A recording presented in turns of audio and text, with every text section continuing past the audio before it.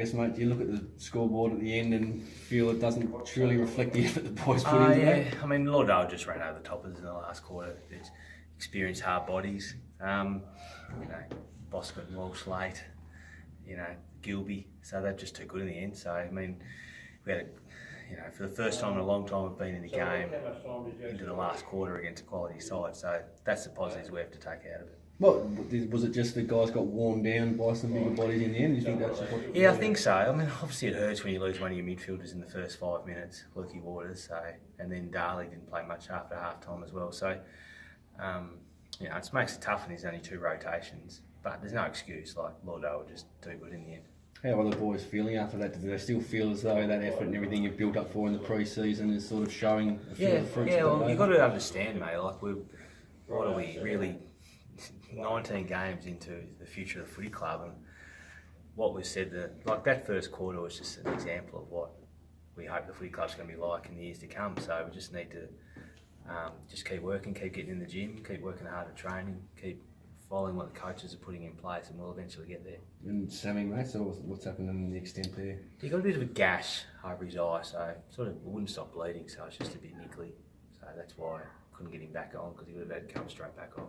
And Colin, mate, really, I guess, showing the versatility and obviously how important he's going to be at full fitness, mate. He must be wrapped with how he performed. Yeah. I mean, to be honest, we actually had quite a few inside 50s. Like, we had just over 40 inside 50s, so it'd be nice if we can start kicking to his right side a bit more. And, one-on-one, he's going to be very hard to stop.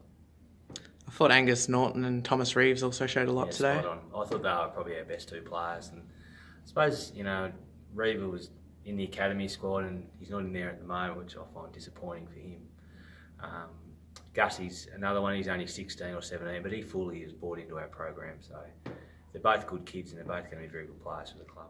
They certainly come to play and wanted to put a lot of pressure on us. They got some good numbers around the ball and rolled their forwards up and their wing went back around. So we found it hard to get on the outside of them, and they had a lot of pressure on us. So that was pretty much through the whole, I suppose, first 3 quarters. It opened up a little bit in the last quarter. We were able to get on the outside of them, which was what we were trying to do. Yep. Bryce Walsh had a really good second half. Yeah. Look, he's a competitor. He got a pretty heavy knock. I think it was in the first or second quarter, which shook him up a bit. But I think he certainly bounced back and was able to certainly influence his dominance on the game.